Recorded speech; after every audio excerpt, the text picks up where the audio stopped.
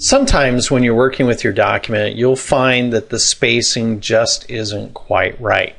So here I have from the title to the subtitle, I have a big space here, and there's definitely room between here and there and here and there. And then I have my text, and all that gray that you're seeing on this particular one, that's the extent of before spacing, or what's coming before that text. And this is a little bit after. In fact, if I do this one, you'll see there's a lot of spacing after that. So that's to keep things separated from each other, using line spacing or points, as you do typically 6 points, that'll equal a line. So as we go into this, I'll explain more about that. But let's say that that's just too far, so I delete it. Well, now it's too close, so what do I do? Well, you could hit enter and then reduce the font size. I mean, that's one way to do it. But that's a lot of manual work. I want it to be very consistent as I go through this. So if you look at this, I mean, it definitely has some spacing after it. And if I'm on the paragraph group, I'm on the home tab, you'll see this icon here. This is line and paragraph spacing. It's going to hit the down arrow. And I'm going to put a little bit more there, 1.15, 1.5, 2.0, 2.5, 3.0. And if none of those are exactly what I want, I can go into line spacing options. So when I get in here, it's at an 8-point set, so it's just a little bit more than a typical line. In fact, it's showing at 1.08. So if I do 6 point, I click OK, that's the typical space between, two items. There's usually about this much. So if I go into here, line spacing options, about 6, it's still a little bit more than a regular line. So I'll do a single line and click OK. And so it's, that's our typical line spacing. So what I can do is I choose this. One easy way to do it is I can say, oh, that looks really good, 1.5. Okay. Now, if that's not quite right because something's running off the page, or you need a little bit more room or less room, you can take it up. But if 2.0, whoops, I'm selecting the wrong thing. You choose this. 2.0 is just too high, so I'll go line spacing options. And I'll do line spacing exactly at, let's try 14 point. That's not enough, so let's try it again. So let's make it 20 point.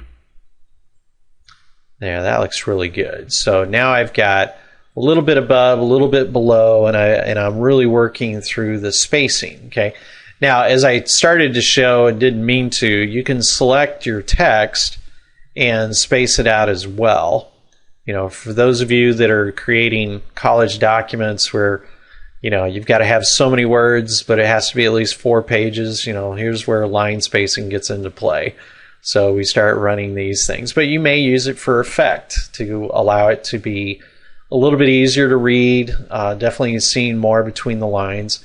And we were doing spacing there, but we may want add spacing before the paragraph. So you can click on that, and it does a little bit more. Let's try that again. Remove space after paragraph, so that's down in here, but I may want other options here. So as I work through this, and I'm really looking for more space between these two, let's deal with the one up above, and let's give it a 1.5, so it's just a nice look. Okay, so a lot of options with line spacing. Some are built in, and then others you'll have to go in here, test the before and after to get it where you want it to go. Okay. Now, indenting, so far we've been working with that, based on using these lines to bring them in. I'm going to bring this back here and then bring this to the actual width of the page here. So let me get that right there. Okay, so now I have this, but you can indent, and that's what these options are for up here.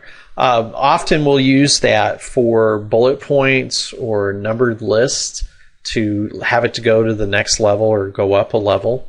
But here you can use it right within the document. So I'm I'm going to increase the indent because I'm already all the way to the left and the right, so I'm going to hit the arrow. And as you can see, it's doing it at a quarter and then at an inch or a half inch. Okay, so depending on how this is set up, you're able to, do it very dramatically, so we can keep it all on the right here, and then decrease the indent to bring it back across. So don't feel like you always have to manage it through here. You can take it and move it as a group, especially if it's a very large group, and just use the indent. Just be aware of how much it's jumping each time. So there, and then it jumps quite a bit from there. And if those aren't what you like, then certainly you can grab it and indent it. Now, the bottom box moves it all. So if you left click and drag on that, it moves that whole section there. Okay, as opposed to the one up above, that just moves the first line.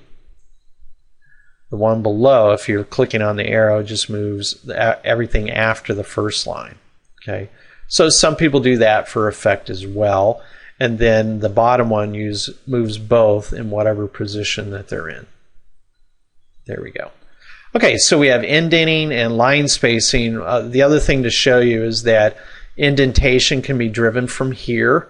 So if you've got to get it exactly certain ways, these are all hanging indents, first line indents by X amount of an inch, right and left, and mirror indents when you're especially working across two pages at once, and you want to make sure it indents, on the same way on both sides, so it mirrors that.